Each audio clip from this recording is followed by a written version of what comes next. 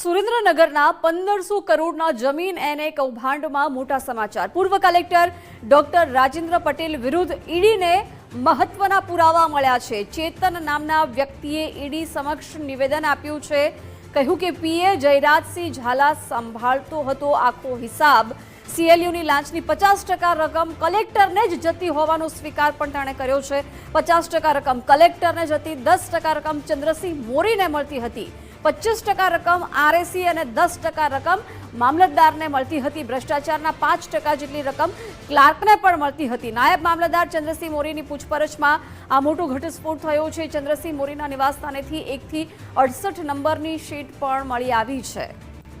1500 કરોડના એને કૌભાંડમાં ખૂબ મોટો ખુલાસો થયો છે। પૂર્વ કલેક્ટર ડોક્ટર રાજેન્દ્ર પટેલ વિરુદ્ધ ઈડીને મહત્વના પુરાવા મળ્યા છે। વિગતો મેળવીશું સંવાદદાતા કલ્પિન પાસેથી। કલ્પિના, 1500 કરોડના જમીન એને કૌભાંડમાં એક બાદ એક મોટા ખુલાસાઓ પણ હવે સામે આવી રહ્યા છે।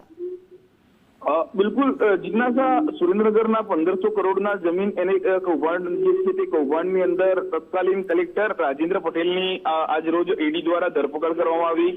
ગ્રામ્ય કોર્ટ સમક્ષ એટલે કે વિશેષ અદાલત સમક્ષ રજૂ કરવામાં આવ્યો। અનેક મહત્વના પુરાવાઓ જે છે તે હવે ખુલાસા જે છે સ્વરૂપે સામે આવી રહ્યા છે। ઈડી સમક્ષ ચેતન નામના વ્યક્તિએ એક નિવેદન આપ્યું છે, જેમાં કલેક્ટરના પીએ જયરાજસિંહ ઝાલાએ પણ હિસાબ સંભાળતો હોવાનું સ્વીકાર્યું છે। સીએલયુની લાંચની 50% રકમ તત્કાલીન કલેક્ટર રાજેન્દ્ર પટેલને જતી હોવાનો પણ આ જે તે પીએ છે તેના દ્વારા સ્વીકાર કરવામાં આવ્યો છે। આખી લાંચની રકમ જિજ્ઞાસા સમજવી પડશે કે કોને કેટલો હિસ્સો જઈ રહ્યો હતો। 50% રકમ કલેક્ટરની જઈ રહી હતી, 10% રકમ ચંદ્રસિંહ મોરીને અને 25% રકમ જે છે તે નાયબ કલેક્ટર સુરેન્દ્રનગર જિલ્લાના હાલના નાયબ કલેક્ટર જે છે તેમને જઈ રહી હોવાના પુરાવા સામે આવ્યા છે। 10% મામલતદાર અને 5% ક્લાર્કને મળતી હોવાનું પણ નાયબ મામલતદાર ચંદ્રસિંહ મોરીએ પૂછપરછમાં સ્વીકાર્યું હોવાના સમાચાર છે।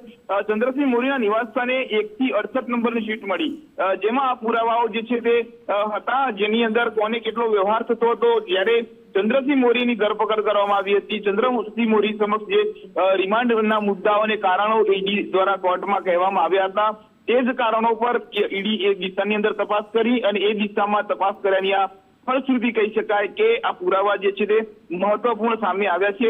જોવું એ રહ્યું કે હવે આ સમગ્ર મુદ્દે અન્ય જે નામો અથવા તો અન્ય જે લોકો છે તેમના સામે ગુના દાખલ નથી કરવામાં આવ્યા, તો તેવા લોકો સામે હવે ઈડી ક્યારે કાર્યવાહી કરશે અને ગુના દાખલ કરશે તે જે છે તે જોવું રહ્યું। જી બિલકુલ કલ્પિન, આભાર જાણકારી માટે।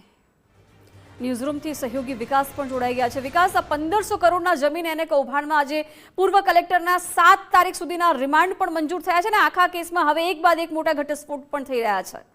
બિલકુલ, આખા મામલાની શરૂઆત 23 ડિસેમ્બરથી થઈ હતી, જ્યારે મોડી રાત્રે ઈડીની ટીમ કેન્દ્રીય એજન્સી ગુજરાતમાં આવે છે, સુરેન્દ્રનગર પહોંચે છે અને પછી સીધી જ નાયબ મામલતદાર ચંદ્રસિંહ મોરીની ધરપકડ કરવામાં આવે છે અને પછી એના 8 દિવસના રિમાન્ડ મંજૂર થાય છે। અને એ 8 દિવસ દરમિયાન એ જ સમાચાર આવતા હતા કે શું ફક્ત અને ફક્ત નાયબ મામલતદાર ચંદ્રસિંહ મોરી એ મેઇન કરતા હતા છે, પણ જ્યારે આજે ઈડીએ પોતે બતાવ્યું છે કે કલેક્ટર જ પોતે લાંચ સ્વીકારતા હતા, સીધી લાંચ એમના સુધી પહોંચતી હતી અને વિગત એવી છે કે કહેવામાં આવ્યું છે કે સીએલયુ એટલે કે ચેન્જ ઓફ લેન્ડ સર્ટિફિકેટ હોય છે, એ ચેન્જ ઓફ લેન્ડ યુઝ એનું જે સર્ટિફિકેટ લેવામાં આવે છે એમાં જે તે સમયે 65 લાખ જેટલી રકમ રિકવર કરવામાં આવી હતી। અને જે આખો ડેટા સામે આવ્યો કે આખી ચેન કેવી રીતે કામ કરે છે કે જેટલી પણ રકમ આવે 50% રકમ લાંચ કલેક્ટર લઈ જાય, પછી બીજો વારો આવે છે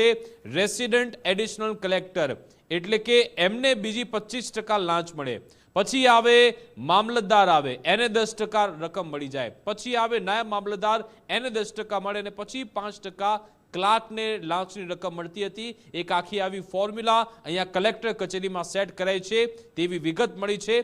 સાથે સાથે બીજી મહત્વની વિગત એ પણ મળી છે કે ન માત્ર એક આવી કંપની પરંતુ છેલ્લા ઘણા સમયથી કે આ લોકો જેટલા પણ લોકો એને માટે અરજી કરે એ લોકોના છેલ્લા દિવસે એવું બતાવવામાં આવ્યું કે તમારી પાસે યોગ્ય પુરાવા નથી અને પછી જો તમારી અરજી મંજૂર કરવાની થાય છે આટલા પૈસા આપવા પડશે, એવા ડિજિટલ રેકોર્ડ પણ આ લોકોએ તૈયાર કર્યા હતા। અને જે લોકો અરજીઓ કરતા એમની વિગતો આખી ટોળકી લઈ લેતી હતી અને પછી એમનો સંપર્ક કરીને એમની પાસેથી પૈસા માંગવામાં આવતા હતા।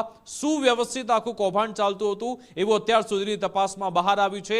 આજે જ્યારે રિમાન્ડ માંગવામાં આવી રહ્યા હતા પૂર્વ કલેક્ટર રાજેન્દ્ર પટેલના, ત્યારે બચાવ પક્ષના વકીલે એવો દાવો કર્યો હતો, તર્ક આપી હતી કે આ ફક્ત ને ફક્ત હવામાં વાતો થાય છે, કોઈ પુરાવા નથી, ના કોઈ ડિજિટલ રેકોર્ડ છે, ના વોટ્સએપ ચેટ છે.